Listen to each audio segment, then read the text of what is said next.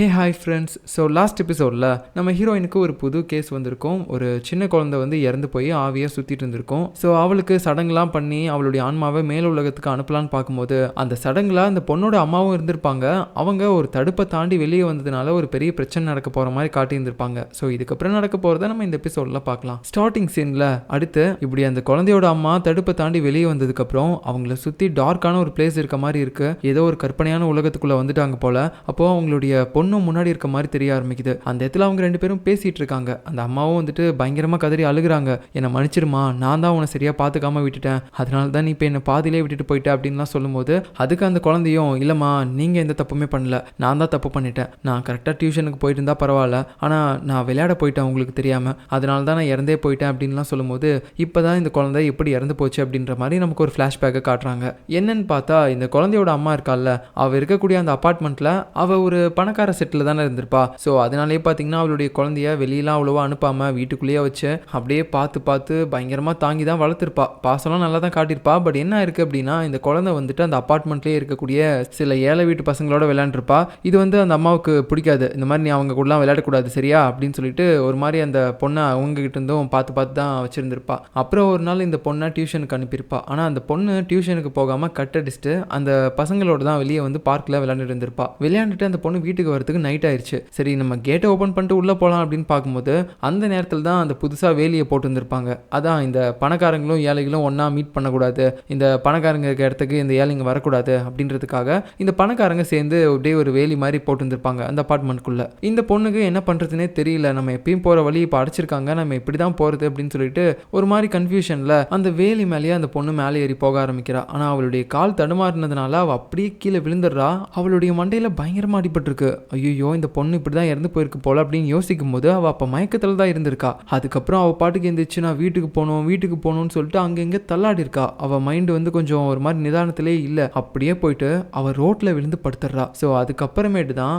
அந்த வழியாக போனால் ஒரு கார் அவள் மேலே விட்டு ஏற்றிருக்கு. அது மூலமாக தான் அந்த பொண்ணு இறந்தும் போயிருக்கா. பட் அதுக்கு முன்னாடியே அந்த பொண்ணு மேலேருந்து கீழே விழுந்திருக்கா. அதனால தான் அவள் வந்து இப்படி அன்கான்ஷியஸாக போயிட்டு ரோட்டில் விழுந்திருக்கா. ஸோ எப்படி பார்த்தாலும் இந்த குழந்தை தான் போய் ரோட்டில் விழுந்திருக்கு, மற்றபடி அவளை யாருமே அடித்து தூக்க கிடையாது. இப்போ இந்த விஷயம் எல்லாத்தையுமே அந்த பொண்ணு சொல்லும் போது அந்த அம்மா கீழே விழுந்து கதறி அழுக ஆரம்பிக்கிறாங்க. நான் தாம்மா ஒன்று சரியா பார்த்துக்கல அப்படின்னு சொல்லிட்டு. ஸோ என்னதான் இந்த குழந்தை பண்ணது ஒரு தப்பாக இருந்திருந்தாலும் இந்த அம்மா இவளுடைய பணக்கார திமிரை காட்டாம அவளுடைய அப்பார்ட்மெண்ட்லேயே தங்கியிருக்கக்கூடிய ஏழைகளையும் ஒரு மனுஷங்களா மதிச்சு அவங்களுடைய இடத்துக்கு வந்துட்டு போகிறதுக்கு அனுமதிச்சிருந்தாங்கன்னா அவங்க அந்த அப்பார்ட்மெண்ட்டுக்கு நடுவில் ஒரு வெளியே போகணும்னு அவசியம் இல்லை. அப்படி போடாமல் இருந்திருந்தாங்கன்னா இந்த பொண்ணும் இந்நேரம் செத்துருக்க மாட்டா. ஸோ எப்படி பார்த்தாலும் இவளுடைய பொண்ணு இறந்து போகிறதுக்கு ஒரு காரணமாக தான் இருந்திருக்கா. ஏன்னா இந்த வேலையெல்லாம் போடணும் அப்படின்னு சொல்லிட்டு இவளும் தான் போயிட்டு பெட்டிஷன்லாம் கொடுத்துருந்துருப்பா போல. இப்போ அதையும் நினச்சி இந்த அம்மா வந்துட்டு பயங்கரமாக ஃபீல் பண்ணி அழுக ஆரம்பிக்கிறா. நான் தான் உன்னை கொலை பண்ணிட்டேன், எல்லாமே ஏன் தப்பு தான் அப்படின்னு சொல்லிட்டு அவள் பயங்கரமாக கதறி அழுதுகிட்டே இருக்கும்போது அவளுடைய பொண்ணும் கடைசியா இல்லைம்மா, இதுக்கு நீங்கள் வந்து குற்றம் வச்சா ஃபீல் பண்ணணும்னு அவசியம் இல்லை, இது எல்லாமே ஏன் தப்பு தான்,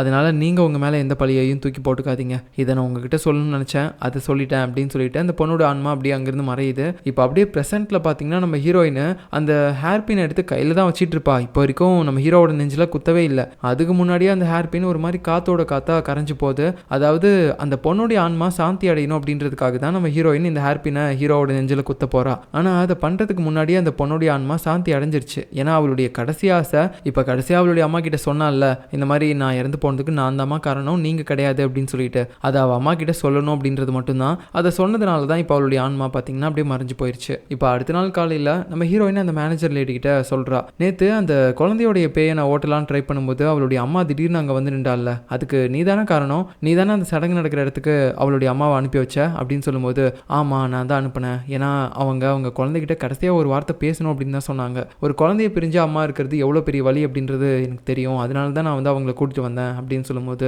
ஹீரோயினும் அதுக்கப்புறம் பெருசாக எதுவுமே பேசல, சரி அப்படின்ற மாதிரி சொல்லிடுறா. அப்புறம் இந்த மேனேஜர் லேடி அவள் காரில் போயிட்டு இருக்கும்போது ஒரு ஃப்ளாஷ்பேக்கை பற்றி யோசிக்கிறா. இதுக்கு முன்னாடி அந்த டிடெக்டிவ் இருக்கார்ல போலீஸ் ஸ்டேஷனில், அவர் பார்த்தீங்கன்னா இந்த மேனேஜர் லேடியை ஒரு எங்கா இருக்க டைமில் வந்துட்டு விசாரிச்சிருந்திருப்பாரு. யாரோ ஒருத்தங்களா இவ கொலை பண்ண மாதிரியும் அதை வந்து இவர் விசாரிக்கிற மாதிரியும் வந்துட்டு விசாரிச்சிருந்திருப்பாரு. எதுக்காக நீ இந்த கொலையை பண்ண, என்ன ரீசன் அப்படின்னு கேட்கும்போது அதுக்கு இந்த மேனேஜர் லேடியும் ஏன்னா அவன் இருந்தானா என்னோட வாழ்க்கையை நான் வாழ முடியாது அப்படின்லாம் அவன் சொல்லியிருப்பா. ஸோ இவ உண்மையாகவே வந்து யாரோ ஒருத்தங்களை கொலை பண்ணியிருந்திருக்காளா, அப்படி பண்ணியிருந்தாலும் ஏன் பண்ணியிருக்கணும் அப்படின்ற மாதிரி நமக்கு ஒரு டவுட் வருது. ஸோ இப்படியே இந்த ஃப்ளாஷ்பேக்கை இதோட கட் பண்ணிட்டு நெக்ஸ்ட் நம்ம மேனேஜர் லேடி பார்த்தீங்கன்னா ஒரு இன்ஸ்பெக்டரை போய் மீட் பண்ணுறா. அவர் கூட நம்ம இதுக்கு முன்னாடி பார்த்துருப்போம்ல, அதான் நம்ம ஹீரோயினோட அம்மா இறந்து போன கேஸை பல வருஷத்துக்கு முன்னாடி எடுத்த அந்த போலீஸ் ஆஃபீஸர் தான் இவர். இருப்பார். ஸோ இவர் தான் வந்து ஆக்சுவலாக நம்ம மேனேஜர் லேடியை மீட் பண்ணுறதுக்காக இப்போ வந்திருப்பார் போல். இந்த மாதிரி ஹீரோயின் வந்து என்கிட்ட சில விஷயங்களை பற்றி கேட்டா, அவளுடைய அம்மா இறந்து போன கேஸை பற்றி. நானும் எனக்கு தெரிஞ்ச விஷயங்களை பற்றிலாம் கொஞ்சம் சொன்னேன், ஆனால் எல்லாத்தையுமே சொல்லலை. எனக்கு என்னமோ அவள் எல்லாத்தையுமே சீக்கிரமாகவே கண்டுபிடிச்சிருவான்னு தோணுது அப்படின்னு சொல்ல இந்த மேனேஜர் லேடியும் அதெல்லாம் அவள் கண்டுபிடிக்க மாட்டா, அப்படியே கண்டுபிடிச்சாலும் அது கண்டுபிடிக்கும் போது நம்ம பார்த்துக்கலாம், இப்போ நீங்கள் அதை பற்றி கண்டுபிடிக்க வேணாம், நீங்கள் பண்ண வேண்டியது எல்லாமே அது தெரியாமல் பார்த்துக்கிறது மட்டும்தான் அப்படின்னு இவங்க 2 பேரும் ஏதோ கூட்டாளிங்க மாதிரி பேசிட்டு இருக்கிறாங்க. இவங்க அப்படி என்னதான் மறைக்கிறாங்கன்னு சொல்லிட்டு ஒன்றுமே புரியல, ஒரே குழப்பமாக இருக்குது. இப்போ அப்படியே அடுத்த சீனில் இப்போ கடைசியாக நம்ம ஹீரோயின் ஒரு குழந்தையோட பேயை ஓட்டியிருப்பாள்ல, அவளுடைய அம்மாவும் அப்பாவும் வந்துட்டு இப்போ போலீஸ் ஸ்டேஷனில் அந்த டிடெக்டிவ் இருப்பார்ல, அவர்கிட்ட வந்துட்டு நாங்கள் கேஸை வாபஸ் வாங்கிக்கிறோம், எங்களுடைய பொண்ணை ஒரு டிரைவர் தானே இடிச்சு கொலை பண்ணாருன்ற மாதிரி நாங்கள் உங்ககிட்ட கேஸ் கொடுத்துருந்தோம், அதை இப்போ வாபஸ் வாங்கிக்கிறோம் அப்படின்னு சொல்லும்போது அவருக்கு ஒன்றுமே புரியல. என்னம்மா சொல்கிற, ஏன் இப்படி திடீர்னு முடிவு எடுக்கிறீங்க, நாங்கள் இப்போ வரைக்கும் விசாரிச்சுட்டு தானே இருக்கோம் அப்படின்னு சொல்ல, இல்லை எனக்கு நல்லா தெரியும், என் பொண்ணை வந்துட்டு அந்த டிரைவர் கொலை பண்ண கிடையாது, அவளே ஆல்ரெடி மேலேருந்து கீழே விழுந்துட்டா, அதனால தான் மயக்கத்தில் ரோட்டில் இருந்தா, அந்த நேரத்தில் தான் அந்த டிரைவர் வந்து விட்டேத்திட்டான் போல, மற்றபடி என் குழந்தை சாகிறதுக்கு அவர் இடிச்சது காரணம் கிடையாது அப்படின்னு சொல்ல இந்த டிடெக்டிவ்க்கு சுத்தமாக ஒன்றுமே புரியல. ஏமா நாங்கள் இத்தனை நாளாக விசாரிச்சுட்டு இருக்கோம், எங்களுக்கே ஒரு விஷயமும் தெரியல, இன்னைக்கு உங்களுக்கு இது எப்படி தெரிஞ்சு, இதை நிரூபிக்கிறதுக்கு உங்ககிட்ட ஏதாவது எவிடன்ஸ் இருக்கா அப்படின்னு கேட்கும்போது எவிடன்ஸ்லாம் இல்லை, ஒரு பேய் ஓட்டுறவங்கள நாங்கள் மீட் பண்ணோம், அவங்க என் குழந்தையோட ஆன்மாவை மேல் உலகத்துக்கு அனுப்பும்போது தான் நான் என் குழந்தைய மீட் பண்ணி அவகிட்ட இதெல்லாம் பேசி கேட்டு தெரிஞ்சுக்கிட்டேன் அப்படின்லாம் சொல்லும்போது இந்த டிடெக்டிவ்க்கு பைத்தியம் பிடிக்கிற மாதிரி இருக்குது. என்னடா இது, இவங்க பைத்தியமா இல்லை நான் பைத்தியத்தில் இருக்கேனா, என்னென்னமோ வளரிட்டு இருக்கிறாங்க. அதுவும் இல்லாமல் இவங்க சொன்ன அந்த பேய் ஓட்டுறவ யாரு, அந்த ஹீரோயினாக இருப்பாளோ அவ தானே பேய் ஓட்டுவா அப்படின்னு சொல்லிட்டு ஹீரோயினை பற்றி யோசிச்சுட்டு இருக்கிறான். இப்போ நெக்ஸ்ட் நம்ம ஹீரோயினை காட்டுறாங்க. அவள் சாப்பிட்றதுக்காக அந்த பாட்டியோடைய லாட்ஜுக்கு தான் போறா, ஏன்னா அந்த பாட்டி தானே சமைச்சு கொடுப்பாங்க. ஆனால் போய் பார்க்கும்போது இப்போ அந்த லாட்ஜில் அந்த பாட்டியை காணோம், எங்கே போனாங்க, எனக்கு வேற பசிக்குதே அப்படின்னு சொல்லிட்டு அவள் அப்படியே சுற்றி முற்றி பார்த்துட்டு இருக்கும்போது நம்ம ஹீரோ அங்கே வரான். இந்த மாதிரி அந்த பாட்டியை அவங்களுடைய பையனை தேடி இப்போ வெளியில் போயிருக்காங்க, ஏன்னா அவங்க பையன் காணாமல் போய் பல வருஷம் ஆகுதுல்ல, அதனால வாரத்துக்கு ஒரு நாள் இப்படி தான் கடையில் லீவ் விட்டுட்டு அவங்க படுக்கு போய் தேடிட்டு இருக்கிறாங்க அப்படின்னு சொல்ல, சரி எனக்கு பசிக்குது நான் சாப்பிட போகிறேன், நீ என் கூட வரியா அப்படின்னு கேட்கும்போது ஹீரோவும் சரின்னு சொல்கிறான். இப்போ இவங்க 2 பேரும் சேர்ந்து ஒரு இடத்துக்கு சாப்பிட போகிறாங்க. அங்கேயும் நம்ம ஹீரோயின் மலை மாதிரி சாப்பாடை கூச்சி வச்சு சாப்பிட்டுட்டு இருக்கா. இன்னொரு பக்கம் ஸ்டேஷனை காட்டுறாங்க. அங்கே அந்த டிடெக்டிவ் இருக்கான்ல, அவனுக்கு ஒரு அசிஸ்டன்ட் மாதிரி ஒருத்தர் இருக்கான். அவன் பார்த்தீங்கன்னா இப்போ ஒரு போஸ்ட்மார்ட்டம் ரிப்போர்ட் எடுத்துகிட்டு வந்து கொடுக்குறான். அதாவது அந்த குழந்தையோடைய போஸ்ட்மார்ட்டம் ரிப்போர்ட்டு தான். சார் அந்த குழந்தையோடைய பேரண்ட்ஸ் சொன்னது கரெக்டு தான், அந்த பொண்ணு வந்து கார் அடித்து செத்த மாதிரி இல்லை, ஏதோ மேலேருந்து கீழே விழுந்த மாதிரி தான் இருக்குது, அவளுடைய தலையில் தான் ஃபஸ்ட்டு பயங்கரமாக அடிபட்டிருக்கு. ஸோ இதான் அவள் இறந்து போனதுக்கான ரீசன். அதுக்கப்புறமேட்டு தான் அந்த கார் அவள் மேலே ஏறி இருக்கு. ஸோ இதெல்லாம் எப்படி சார் அந்த பேய் ஓட்டுறவளால் கண்டுபிடிக்க முடிஞ்சிச்சு, அதான் எனக்கு ஒன்றும் புரியல, இவங்கெல்லாம் சொல்கிற மாதிரி உண்மையாகவே அவகிட்ட ஏதோ ஒரு பவர் இருக்கா என்ன அப்படின்னு சொல்லிட்டு இவங்க குழப்பத்தோட யோசிக்கும் போது நம்ம ஹீரோவை பற்றியும் இவங்க ஆல்ரெடி நிறைய டீட்டெயில்ஸை கலெக்ட் பண்ணி வச்சிருக்காங்க. அந்த ஹீரோவுடைய அங்கிள் வந்து சாகிறதுக்கு முன்னாடி நிறைய பேரை நெருப்பு வச்சு கொளுத்திருக்காரு. அதுக்கப்புறம் அத்தனை பேரை கொன்னதுனால குற்ற உணர்ச்சி தாங்க முடியாமல் தற்கொலை பண்ணிக்கிட்டு இறந்து போயிட்டாரு, ஒரு லெட்டர் எழுதி வச்சுட்டு அப்படின்லாம் இவங்க பேசிட்டு இருக்கிறாங்க. பட் நமக்கு நல்லா தெரியும் நம்ம ஹீரோவோட அங்கிள் அவராக தற்கொலை பண்ணியிருக்க மாட்டாரு, அந்த சேர்மேன் தான் வந்துட்டு அவரை ஏமாற்றி அந்த லெட்டரை எழுதி வாங்கிட்டு அவருக்கு விஷயத்தை கொடுத்து சாகடிச்சிருப்பான். ஸோ இப்படி இந்த 2 போலீஸும் நம்ம ஹீரோ ஹீரோயினா அவங்களோட கேங்கை பற்றின டீட்டெயில்ஸ்லாம் கலெக்ட் பண்ணிட்டு இருக்காங்க, இவங்க யார் என்ன அப்படின்றத கண்டுபிடிக்கிறதுக்கு. அதுக்கப்புறம் நெக்ஸ்ட் நம்ம ஹீரோவும் ஹீரோயினும் சாப்பிட்டு முடிச்சுட்டு ஒரு வாக்கிங்கை போட்டு வந்துட்டு இருக்காங்க, நல்லா ரொமான்டிக்காக பேசிட்டு, சாரி ரொமான்டிக்காக இல்லை, இந்த பேய் ஓட்டத்தை பற்றி தான் பேசிட்டு வந்துட்டு இருப்பாங்க. அப்புறம் நம்ம ஹீரோ லாஜிக் வந்து பார்க்கும்போது பாட்டி வந்திருக்காங்க, கூடவே பார்த்தீங்கன்னா அந்த கடங்காரனும் இருக்கிறான். இந்த தட்டு கிண்ணம் ஸ்பூனு இதெல்லாம் தொடச்சி வச்சுட்டு வேலை பார்த்துட்டு இருக்கான். அவனுக்கு ஒன்றுமே புரியல, இந்த நாய் இங்கே என்னடா பண்ணுறான் அப்படின்னு சொல்லிட்டு அவன் ஃப்ரெண்டு கிட்ட கேட்கும்போது அவனு சொல்கிறான், டே இந்த மாதிரி அந்த பாட்டி தான் வந்து இப்போ அவனை வேலைக்கு வச்சிருக்கிறாங்க, ஏன்னா அந்த பாட்டிக்கு அவங்களுடைய பையனும் இல்லை, ஸோ இவனை பார்த்தாலும் ரொம்ப பாவமாக அவங்க பையன் மாதிரி தான் இருக்கான், அதனால தான் வந்துட்டு அவனை வேலைக்கு வச்சிருக்காங்க அப்படின்னு சொல்லும்போது ஹீரோவும் சரி ஏதோ ஒன்று நமக்கு டிஸ்டர்பன்ஸ் இல்லாமல் இருந்தால் போதும் அப்படின்னு பேசிட்டு அவன் சாப்பிட்டுட்டு இருக்கான். இப்போ அடுத்து அந்த கடங்காரன் இருக்கான்ல, அவன் ரோட்டில் ஏதோ ஸ்ட்ரீட் ஃபுட்லாம் சாப்பிட்டுட்டு இருக்கும்போது அங்கே இதுக்கு முன்னாடி அவன் அந்த சேர்மேனோட கேங்கில் தானே வேலை பார்த்துருப்பான். ஸோ அந்த சேர்மேனோட கேங்கில் இருக்கக்கூடிய மற்ற 2 பேர் பார்த்தீங்கன்னா இப்போ அதே ஸ்ட்ரீட் ஃபுட் கடைக்கு தான் வராங்க. அவங்க கிட்ட பார்த்தீங்கன்னா அப்படியே அசாம இவன் பேசிட்டு இருக்கிறான், இந்த மாதிரி சேர்மேன் என்னை துரத்திட்டா நான் அவருக்கு விசுவாசமாக இருக்கக்கூடாதா என்ன, நான் சாகிற வரைக்கும் அவருக்கு தாண்டா விசுவாசமாக இருப்பேன், இந்த ஹீரோ ஹீரோயின் யார் அப்படின்ற விஷயத்தை பற்றிலாம் கண்டுபிடிச்சு அதை நான் சேர்மேன் கிட்ட சொல்லி அவர்கிட்ட நான் நல்ல பேர் எடுக்க தான் போகிறேன் அப்படின்னு சொல்லிட்டு பைத்தியக்கார மாதிரி பேசிட்டு இருக்கிறான். அதுவும் இல்லாமல் இவன் இப்போ வரைக்கும் திருந்தலை அப்படின்றது நமக்கு இது மூலமாக நல்லா தெரியுது. இப்போ அப்படியே நெக்ஸ்ட் நம்ம ஹீரோயின் பார்த்தீங்கன்னா ஒரு டாக்குமெண்ட் தான் பார்த்துட்டு இருக்கா. அதாவது அவளுடைய அம்மா கிட்ட கடைசியாக பேய் ஓட்டத்துக்காக அந்த ஹீரோவுடைய அங்கிள் வந்திருப்பார்ல, அவரை பற்றின டீட்டெயில்ஸ் கூட நம்ம மேனேஜர் லேடி கிட்ட கலெக்ட் பண்ண சொல்லியிருப்பா. அவளும் கலெக்ட் பண்ணிட்டு வந்து கொடுத்துருக்கா. அதில் நம்ம ஹீரோவுடைய அங்கிள் வீடு எங்கே இருக்குது அப்படின்னு சொல்லிட்டு அவருடைய அட்ரஸ் போட்டிருக்கு. அவருடைய வீட்டுக்கு போனால் அவர் ஃபேமிலி மெம்பர்ஸ் மூலமாக ஏதாவது அவரை பற்றின டீட்டெயில்ஸ்லாம் கிடைக்க வாய்ப்பு இருக்குது அப்படின்னு சொல்லிட்டு உடனே இவ அங்கே போகிறதுக்காக கிளம்பிட்டு இருக்கும்போது நம்ம ஹீரோவும் வந்துட்டு எங்கே போகிறேன், நானும் உன் கூட வரேன் அப்படின்னு சொல்ல, நீ என் கூட வரணும்னு அவசியம் இல்லை, நான் பேய் ஓட்டுறதுக்காக போகல, பர்சனல் வேலைக்காக போகிறேன், அதனால நீ இங்கே இரு அப்படின்னு சொல்லிட்டு அவள் மட்டும் கார் எடுத்துகிட்டு போயிடுறா. ஆக்சுவலாக நம்ம ஹீரோவுடைய அங்கிள் வீடு அப்படின்னா அது நம்ம ஹீரோவுடைய வீடு தான். ஏன்னா சின்ன வயசில் நம்ம ஹீரோவும் அங்கிளும் ஒன்றா தானே தங்கிட்டு இருந்திருப்பாங்க.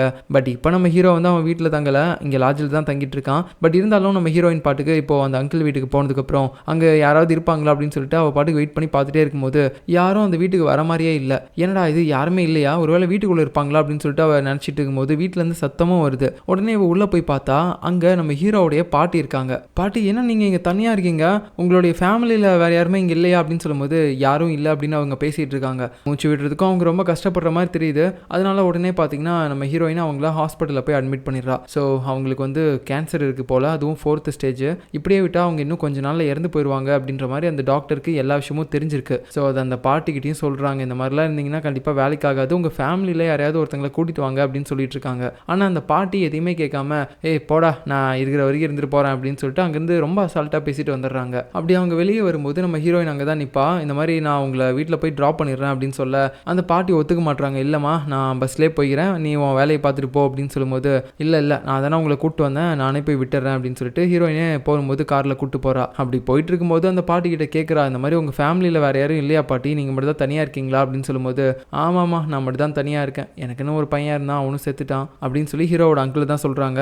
அதுக்கப்புறம் இப்போ ஒரு பேரன் தான் இருக்கான், ஆனால் அவனும் எப்பயாவது ஒரு டைம் தான் வீட்டுக்கு வருவான், அதுவும் கொஞ்ச நாள் இப்போ வரதே இல்லை அப்படின்லாம் சொல்கிறாங்க. ஸோ பேரன் அப்படின்னா அது நம்ம ஹீரோ தானே, ஸோ அவனை பற்றி தான் பேசிகிட்டு இருக்கிறாங்க. ஹீரோயினுக்கும் தெரியல அவங்க பேசிகிட்டு இருக்கிறது ஹீரோவை பற்றி தான் அப்படின்ட்டு, தெரியாமையே ஓ அப்படியா அப்படின்ற மாதிரிலாம் கேட்டு வந்துட்டு இருக்கா. அப்புறம் வீட்டுக்கு வந்ததுக்கப்புறம் நம்ம பாட்டியும் இந்த மாதிரி நான் ஹாஸ்பிட்டலில் கூப்பிட்டு போயிட்டு மறுபடியும் வீடு வரைக்கும் கூப்பிட்டு வந்திருக்கேன், உன்னை எப்படி வெறுங்கையோடு அனுப்புறது, வா வந்து சாப்பிட்டுட்டு போ அப்படின்னு சொல்ல ஹீரோயினும் சரின்னு சொல்லிட்டு போகிறா. நமக்கு சோறு தான் முக்கியம் அப்படின்னு சொல்லிட்டு அப்புறம் 2 பேரும் சாப்பிட்டுட்டு இருக்கும்போது இந்த மாதிரி உங்களுடைய பேரன் இப்போ என்ன பண்ணிட்டு இருக்கான் அப்படின்னு சொல்லும்போது அது தெரியலமா, ஏதோ தொழில் பண்ணுறான்னு தான் சொல்லிட்டு இருந்தான், ஆனால் அதெல்லாம் என்னன்னு தெரியல அப்படின்னு சொல்லிட்டு அப்படியே பேசிட்டு இருக்கும்போது அவங்க பேரனுடைய பேரையும் சொல்கிறாங்க.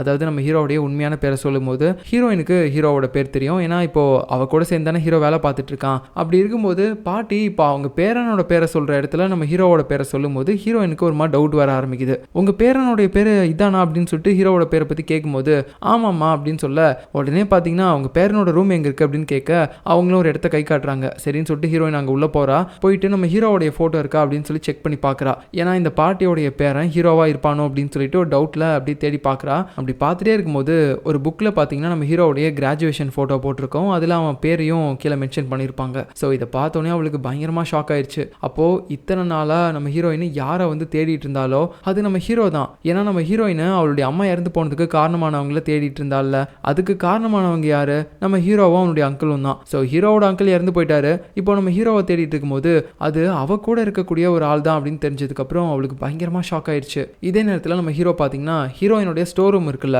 அதில் போயிட்டு ஒரு ஃபைல் எடுத்து சும்மா படிக்கலான்னு பார்க்கும்போது அந்த மேனேஜர் லேடி வந்துட்டு உடனே அந்த ஃபைலை வாங்கி வச்சுக்கிறா. இங்கே பாரு, இந்த ரூம்குள்ளே வர வேலையெல்லாம் வச்சுக்காத, ஒழுங்காக வெளியே போ அப்படின்னு சொல்லி மிரட்டி பேசிட்டு இருக்கும்போது கரெக்டாக ஹீரோயின் வரா. அப்போ உடனே ஹீரோவும் போயிட்டு கேஷுவலாக பேசுகிற மாதிரி நினச்சி பேசுகிறான். என்ன ஆச்சு, எங்கே போனேன், ஏன் இவ்வளோ நேரம் கழிச்சு வந்த அப்படின்னு சொல்லி பேசிட்டு இருக்கும்போது ஹீரோயின் செம்ம காண்டில் இருக்கான் இவன் மேலே ஆல்ரெடி. இப்போ இந்த மாதிரிலாம் வந்து சிரிச்சிட்டே பேசும்போது பயங்கரமாக திட்டி விட்டுறா. 20 வருஷத்துக்கு முன்னாடி உன்னோட அங்கிளா என்னோட அம்மா கிட்ட பேய் ஓட்டுறதுக்கு வந்தாரு, அதுவும் அவர் பேய் ஓட்ட கூட்டிகிட்டு வந்த ஆள் நீ தானே, உன்னை தானே கையில் வச்சுட்டு வந்தாரு, உனக்கு தானே பேய் பிடிச்சிருந்துச்சு அப்படின்ற மாதிரி கேட்கும்போது அவனும் இல்லை நான் இதை கொஞ்சம் உங்கள்கிட்ட தெளிவாக சொல்கிறேன், நீ அவசரப்படாத அப்படின்னு பேசும்போது என்னது அவசரப்படக்கூடாதா, நான் ஆல்ரெடி 20 வருஷமாக பொறுமையாக தான்டா இருந்தேன், இதுக்கு மேலேயும் என்னால் பொறுமையாக இருக்க முடியாது, ஏன்டா என்னோட அம்மாவை கொன்ன, எதுக்காகடா இங்கே வந்தீங்க அப்படின்னு சொல்லிட்டு இருக்கும்போது இங்கே பாரு, அன்னைக்கு நான் இருந்த சுச்சுவேஷனை பார்த்து என்னுடைய அங்கிள் தான் என்னை இங்கே கூப்பிட்டு வந்தார், இதில் நான் என்ன பண்ண முடியும், நடந்தது ஒரு விபத்து, இதில் உன் அம்மா இறந்து போனதுக்கு நான் எப்படி சம்மந்தப்பட முடியும் அப்படின்னு சொல்லும்போது எல்லாமே உன்னால தானே நடந்திருக்கு, இப்போ என்னடா ஏதோ விதி மேலே வந்து பழிய போட்டுட்டு இருக்க, இங்கே பாரு இதுக்கப்புறம் நீ என் மூஞ்சிலே முழிக்கக்கூடாது, ஒழுங்கா இங்கேருந்து போயிரு அப்படின்னு சொல்லிட்டு நம்ம ஹீரோயின் பார்த்தீங்கன்னா கண்ட மாதிரி ஹீரோவை திட்டி விட்டுறா. அவனும் ஒரு மாதிரி அழுதுகிட்டே அங்கேருந்து போயிடுறான். அதுக்கப்புறம் பார்த்தீங்கன்னா அவள் தனியாக இருக்கும்போது நம்ம மேனேஜர் லேடி தான் வந்து கொஞ்சம் அவளை கம்ஃபோர்ட் பண்ணுற மாதிரி பேசுகிறா. ஆனால் அதை எதையுமே நம்ம ஹீரோயின் கேட்கல. அப்புறம் அவள் தனியாக போய் அவள் ரூமில் உட்காந்துக்கிட்டு பயங்கரமாக குடிச்சிட்டு அவள் அம்மாவோட ஆவிக்கிட்ட பேசிகிட்டு இருக்கா. என்னை மன்னிச்சிருமா, இத்தனை நாளாக நீ இறந்து போனதுக்கு யார் காரணமாக இருந்தானோ அவன் கூட சேர்ந்து வேலை பார்த்துட்டு இருந்தேன் அப்படின்னு நினைக்கும் போது எனக்கு ரொம்ப கேவலமாக இருக்குது, நீ எதை பற்றியும் கவலைப்படாதம்மா, இதுக்கப்புறம் அவனை நான் இந்த பக்கம் வரவே விட மாட்டேன், நீ எவ்வளோ கஷ்டப்பட்டுருப்ப பாவம் அப்படின்னு சொல்லிட்டு ஒரு மாதிரி பேசிகிட்டு இருக்கா. அவளுடைய அம்மாவோட பேயும் பார்த்தீங்கன்னா அங்கே உட்காந்துட்டு அதெல்லாம் கேட்குது. ஆனால் அவங்களால பேச முடியாதுல்ல. அதனால அப்படியே சைலண்டாக கேட்டுட்டு மட்டும் இருக்காங்க. அப்புறம் நெக்ஸ்ட் சீனில் நம்ம ஹீரோ பார்த்தீங்கன்னா அவன் அங்கிளோட சமாதிக்கு போகிறான். ஏன்னா இன்னைக்கு அவருடைய நினைவு நாள் போல். ஸோ அப்படியே பேசிக்கிட்டு என்னை மன்னிச்சிருங்க அங்கிள், நான் அடிக்கடி வந்து உங்களை பார்க்க முடியல அப்படின்றது எனக்கு தெரியும். நீங்கள் எனக்காக தான் கஷ்டப்பட்டு நிறைய விஷயங்கள் பண்ணீங்க அப்படின்றதும் தெரியுது. ஆனால் இது எல்லாத்தையுமே ஹீரோயின்ட்ட சொன்னால் அவள் புரிஞ்சிக்க மாட்டாளே, நான் என்ன பண்ண முடியும் அப்படின்னு சொல்லி அவன் பேசிகிட்டு இருக்கும்போது கரெக்டாக ஹீரோவோட பாட்டியும் அங்கே வராங்க. அவங்கள பார்த்தோன்னே ஹீரோ அடிச்சு பிடிச்சி ஓடலான்னு பார்க்கும்போது பாட்டியும் டே நில்லு அப்படின்னு சொல்லிட்டு அவனை இழுத்து பிடிச்சிக்கிறாங்க. ஏன்டா எப்போ பாரு சும்மா வேலைன்னு சொல்லிட்டு வெளியவே சுற்றிட்டு இருக்கிற, ஏன்டா உனக்கு பாட்டின்னு நான் இங்கே ஒருத்தர் இருக்கேன் வீட்டில், அதெல்லாம் உனக்கு தெரியலல்ல அப்படின்னு சொல்லி பேசிகிட்டு இருக்கிறாங்க. அப்புறம் இப்போ அவனை கையோட வீட்டுக்கு இழுத்துட்டு போயிடுறாங்க. கொஞ்ச நாளாவது வீட்டில் தங்க, நேற்று கூட ஒரு பொண்ணு என் வீட்டுக்கு வந்திருந்தா, அவகிட்ட அவனை பற்றிலாம் பேசிகிட்டு இருந்தேன் அப்படின்னு சொல்லும்போது ஹீரோவும் அப்போ தான் யோசிக்கிறான், அப்போ பாட்டி தான் என்னை பற்றி எல்லாத்தையுமே சொல்லியிருக்காங்க போல அப்படின்னு சொல்லிட்டு இவன் ரூமுக்கு போய் பார்க்கும்போது அங்கே அவனுடைய கிராஜுவேஷன் புக்கெல்லாம் வேற இருக்குது. அது மூலமாகவே அவனுக்கு தெரிஞ்சிச்சு ஹீரோயின் இதை பார்த்தா கண்டுபிடிச்சிருக்கா போல அப்படின்ட்டு. அப்புறம் நம்ம ஹீரோயின் வந்து இப்படி திட்டாலே அப்படின்னு சொல்லி நம்ம ஹீரோ ஒரு பக்கம் சோகமாக இருக்கான், இன்னொரு பக்கம் ஹீரோயினும் அதே மாதிரி தான் ரொம்ப சோகமாக தூங்கிட்டு இருக்கா. ஏன்னா எப்படி பார்த்தாலும் நடந்தது விதி தானே, அதில் நம்ம ஹீரோ என்ன பண்ண முடியும், அவனோட உடம்புக்குள்ளே பேய் போனதை அவனாலையும் தடுத்திருக்க முடியாது. அந்த பேயை வெளியே ஓட்ட ட்ரை பண்ணும்போது ஹீரோயினோட அம்மா இருந்து போனதையும் யாராலையுமே தடுத்திருக்க முடியாது. ஸோ எல்லாமே ஒரு விதின்ற மாதிரி யோசிச்சுக்கிட்டு அவள் ரொம்ப கஷ்டத்தோட அப்படியே உட்காந்துட்டு இருக்கா. ஹீரோ கிட்ட இதனால பேச முடியலையே அப்படின்னு சொல்லிட்டு. ஸோ இப்போ அப்படியே கட் பண்ணா அடுத்து நம்ம ஹீரோயினுடைய இன்னொரு கிளைண்ட்டை காட்டுறாங்க. ஒரு பொண்ணு பார்த்தீங்கன்னா அப்படியே ரோட்ல நடந்து போயிட்டு இருக்கா. அவளுடைய பேரை நம்ம சுயான் அப்படின்னு சொல்லி வச்சுக்கலாம். இப்படி நடந்து போகும்போது அவளை யாரோ ஒருத்தங்க ஃபாலோ பண்ற மாதிரி அவளுக்கு தோண ஆரம்பிக்குது. உடனே பயத்தில் என்ன பண்றான்னா கீழே பார்த்தீங்கன்னா ஒரு சின்ன காஃபி ஷாப் இருக்கும், அந்த ஷாப்ல போயிட்டு ஒளிஞ்சிக்கிறா. அப்போ அந்த ஷாப்போடைய ஓனரும் அவளை ஒரு மாதிரி பார்த்துக்கிட்டே இருக்காரு, என்னாச்சு இந்த பொண்ணுக்கு அப்படின்ற மாதிரி. ஸோ இவரை நம்ம காஃபி ஷாப் ஓனர் அப்படின்னு சொல்லி வச்சுக்கலாம். அதுக்கப்புறம் இந்த சுயான் பொண்ணு இருக்கால, அவள் தங்கியிருக்க ஃப்ளாட்டுக்கு போகிறா. அப்படி போகும்போது அங்கே கொஞ்சம் வயசான ஆள் ஒருத்தர் வராரு. அவர் வேற யாரும் இல்லை, இவ தங்கியிருக்கக்கூடிய அந்த ஃப்ளாட்டோடைய ஓனர் தான். ஸோ இந்த ஃப்ளாட்டை காலி பண்ணிட்டு போகிறதுக்காக இவர் ரொம்ப நாள் வெயிட் பண்ணிட்டு இருக்கா போல. அதனால இந்த மாதிரி தயவு செஞ்சு இந்த ஃப்ளாட்டை வேற யாரோ ஒருத்தங்க கிட்ட வித்துருங்க, நான் இங்கேருந்து போகிறேன் அப்படின்னு சொல்லும்போது அந்த ஹவுஸ் ஓனரும் இல்லைம்மா இப்போதைக்கு இந்த ஃப்ளாட்டை யாருமே இங்கே வாங்கலை, அதனால யாராவது வாங்குற வரைக்கும் நீங்கள் தங்கி தான் ஆகணும் அப்படின்னு சொல்லிடுறாரு. அப்படியே ரெண்டு பேரும் பேசிக்கிட்டு லிஃப்ட்டுக்குள்ளே போகிறாங்க. அப்போது திடீர்னு பார்த்தீங்கன்னா இந்த பொண்ணு சுயான் இருக்கால, இவ ஏதோ ஒரு கற்பனை உலகத்துக்குள்ளே போயிடுறா. அதாவது இவ ஆல்ரெடி லிஃப்ட்டுக்குள்ளே இருக்கிற மாதிரியும் அந்த இடத்துல ஏதோ ஒரு பேய் அவளை ஒரு மாதிரி பார்த்துக்கிட்டே இருக்கிற மாதிரியும் இவ ரொம்ப பயந்துடுறா. என்னை விட்டுருன்னு சொல்லிட்டு இவ கதறும்போது திடீர்னு பார்த்தீங்கன்னா நிஜ உலகத்துக்கு வந்துடுறா. அந்த ஹவுஸ் ஓனருக்கு ஒன்றுமே புரியல, என்னம்மா ஆச்சு, ஏன் இந்த மாதிரி பயப்படுற அப்படின்னு சொல்லிட்டு ஒரு மாதிரி பார்த்துக்கிட்டு இருக்கிறாரு. அந்த பொண்ணு மயக்கமே போட்டு விழுந்துட்டா. இப்போ கட் பண்ணா அடுத்த நாள் காலையில் நம்ம ஹீரோயினோட ஆஃபீஸில் இருக்க மேனேஜர் லேடியை காட்டுறாங்க. அவள் நம்ம ஹீரோயினை தான் தேடிட்டு இருக்கா. ஆனால் எங்கே தேடினாலும் ஹீரோயினை ஆளை காணோம். எங்கே போனா அப்படின்னு சொல்லி பார்க்கும்போது அந்த ஒரு ஸ்டோர் ரூம் மாதிரி இருந்திருக்கும்ல, அதில் கூட நம்ம ஹீரோயினுடைய முன்னோர்கள் எல்லாருமே பேயை எப்படி அடக்கினாங்க அப்படின்னு சொல்லிட்டு அதை பற்றி குறிப்பெல்லாம் எழுதியிருப்பாங்க. ஸோ அந்த புக்கை தான் வந்து உட்காந்து நம்ம ஹீரோயின் நைட்டு முழுக்க படிச்சுட்டு இருந்திருக்கா. ஏன்டி உனக்கு தூக்கமே வராதா, நைட்டு முழுக்க இதான் உட்காந்து படிச்சுட்டு இருந்தியா அப்படின்னு சொல்ல, ஆமாம் எனக்கு இப்போ இருக்கக்கூடிய லட்சியமே என்ன தெரியுமா, அந்த மூஞ்சில் எதுவுமே இல்லாமல் இருக்கக்கூடிய பேய் இருக்குல்ல, அது மறுபடியும் என் கண்ணில் பட்டுச்சுன்னா அதை நான் எப்படி அடக்கிறது அப்படின்னு சொல்லி தான் இப்போ பார்த்துக்கிட்டு இருக்கிறேன் அப்படின்னு சொல்லி பேசிட்டு இருக்கிறா. ஏன்னா இப்போ அவளுக்கு ஓரளவுக்கு தெரிஞ்சிச்சு போல அவளுடைய அம்மா இறந்து போனதுக்கு காரணம் நம்ம ஹீரோவோ இல்லை அவனுடைய அங்கிளோ இல்லை, அந்த பேய் தான். அந்த மூஞ்சில் எதுவுமே இல்லாமல் முழுக்குன்னு இருந்துச்சுல்ல, அந்த பேய் தான். ஸோ நம்ம வந்து அதை மூஞ்சில்லாத பேய் அப்படின்னு சொல்லியே கூப்பிடலாம். அதுக்கப்புறம் பார்த்தீங்கன்னா நம்ம ஹீரோவுடைய ஃப்ரெண்டை காட்டுறாங்க. அவன் இப்போ ஏதோ ஒரு ரெஸ்டாரண்ட் மாதிரி ஒரு இடத்துக்கு போயிருக்கான். அதுவும் இல்லாமல் கையில் பொக்கெல்லாம் வேற வச்சிருக்கான். என்னடா அப்படின்னு பார்க்கும்போது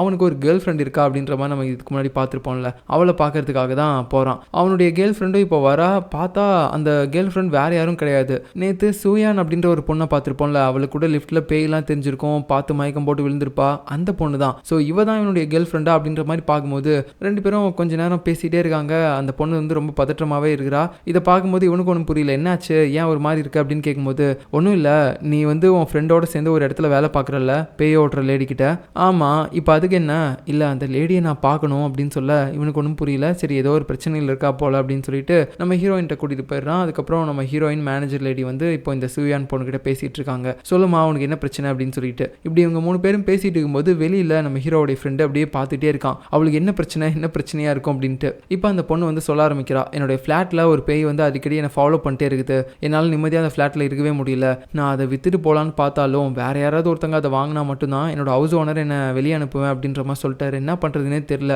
அந்த பேய்கிட்ட இருந்து தயவு செஞ்சு என்னை காப்பாற்றுங்க அப்படின்னு சொல்ல, அந்த பேய்க்கு உனக்கு என்ன சம்மந்தம், நீ அவங்களை ஏதாவது கொலை பண்ணியா அப்படின்லாம் கேட்கும்போது, சேச்சா அந்த மாதிரிலாம் இல்லை அப்படின்னு சொல்லிட்டு இவ ஒரு ஃப்ளாஷ்பேக்கை சொல்கிறா. இந்த மாதிரி இவ வந்து இவளுடைய அப்பார்ட்மெண்ட்டில் தங்கியிருக்கும் போது இவளுக்கு மேல் அப்பார்ட்மெண்ட்டில் தங்கியிருக்கக்கூடிய ஒரு லேடி, அவங்க வந்து பார்த்தீங்கன்னா மாடல் மாதிரி நம்ம வச்சுக்கலாம், ஐ மீன் மாடல் அப்படின்னே சொல்லலாம். இந்த ஸ்டேஜில் பாட்டு பாடுறது இல்லைனா வேறு ஏதாவது பர்ஃபார்மன்ஸ் பண்ணுவாங்கல்ல, அந்த மாதிரி வேலை பார்க்குற ஒருத்தங்க. ஸோ அதனாலேயே பார்த்தீங்கன்னா எப்பயும் மேக்கப் போட்டுட்டு தான் சுற்றுவாங்க. ஒரு நாள் போதையில் நல்லா குடிச்சிட்டு வந்துட்டு இந்த சூயான் இந்தியன் பொண்ணு தங்கி இருக்கக்கூடிய இடத்துல வந்து பயங்கரமாக கதவை தட்டிகிட்டே இருந்திருப்பாங்க. உங்களுடைய ஃப்ளாட் மேலே இருக்குதுங்க, தயவு செஞ்சு மேலே போங்க, என்ன சாவடிக்காதீங்க அப்படின்னு சொல்லிட்டு இவ கதவை சாத்தி இருந்திருப்பா. ஸோ இந்த ஃப்ளாஷ்பேக்கை சொல்லிட்டு இந்த மாதிரி நான் அவங்கள அடிக்கடி பார்த்து பேசினதுனாலே இந்த மாதிரி மட்டும்தான், மற்றபடி எனக்கும் அவங்களுக்கும் எந்த வித சம்மந்தமும் கிடையாது. அதுக்கப்புறம் இப்போ ரீசெண்டாக அவங்கள கார் பார்க்கிங்கில் யாரோ ஒருத்தங்க கொலை பண்ணிட்டாங்க. யார் பண்ணது என்னன்னுலாம் எனக்கு தெரியல. ஆனால் அவங்க இறந்து போனதுலேருந்து தான் என்ன ஃபாலோ பண்ணிட்டு வந்துட்டு இருக்காங்க. எனக்கு ஒன்றும் புரியல. அவங்களுடைய பேயை பார்த்தாலே எனக்கு ரொம்ப பயமாக இருக்குது. தயவு செஞ்சு அவங்க கிட்ட இருந்து எப்படியாவது என்னை காப்பாற்றிருங்க அப்படின்னு சொல்லி பேசிட்டு இருக்கிறா. இப்போ அப்படியே நெக்ஸ்ட்டு நம்ம ஹீரோவை காட்டுறாங்க. அவன் வந்து அவனுடைய பாட்டி வீட்டில் தான் தங்கியிருக்கான் போல். அப்போ அவனுடைய அங்கிள் சாகிறதுக்கு முன்னாடி கடைசியாக வச்சிருந்த திங்ஸ் எல்லாம் ஒரு பாக்ஸில் இருக்கும். அதை வந்து இப்போ எடுத்து பார்த்துட்டு இருக்கும்போது அதில் அவர் சாகிறதுக்கு முன்னாடி ஒரு லெட்டர் எழுதி வச்சிருந்திருப்பார்ல, அதாவது அவராக அதை எழுதியிருக்க மாட்டார், அந்த சேர்மேன் தான் வந்து சொல்லியிருந்திருப்பாரு, இந்த மாதிரி உன்னை நான் இந்த கேஸில் வந்து காப்பாற்றிடுறேன், அது மட்டும் இல்லாமல் ஸ்டார்டிங்கில் நான் உங்ககிட்ட சொன்ன மாதிரி உனக்கு ஒரு ஃப்ளாட்டையும் கொடுத்துட்றேன், ஆனால் நான் உன்னை நம்புறதுக்கு நீ வந்து நான் சொல்கிற விஷயத்தை எழுதி எனக்கு ஒரு லெட்டரில் சைன் பண்ணி கொடுக்கணும் அப்படின்னு சொல்லும்போது அவரும் சரின்னு சொல்லிட்டு அந்த லெட்டர் எழுதியிருப்பாரு. ஸோ அந்த லெட்டரில் என்ன இருக்கும் அப்படின்றத நம்ம ஆல்ரெடி பார்த்துருப்போம்ல, இந்த மாதிரி அந்த நெருப்பு வச்சு நிறைய பேர் சாகடிச்சிருப்பார்ல, அது எல்லாத்தையுமே வந்து நான் தான் பண்ணேன், ஆனால் தெரியாமல் பண்ணிட்டேன், எனக்கு அது ரொம்ப குற்ற உணர்ச்சியாக இருக்குது அப்படின்லாம் வந்து அந்த சேர்மேன் எழுத சொல்லியிருப்பாரு. அதே மாதிரி தான் அவர் எழுதி சைன் பண்ணி கொடுத்துருப்பாரு. ஸோ இப்போ இந்த லெட்டரை பார்க்கும்போது ஹீரோவுக்கு ஒரு மாதிரி ஷாக்காக இருக்குது. ஏன்னா அவனுடைய அங்கிள் இத்தனை பேரை கொலை பண்ணியிருக்காரு அப்படின்ற விஷயத்த வந்து அவன் இப்போ தான் பார்க்குறான். பட் இருந்தாலும்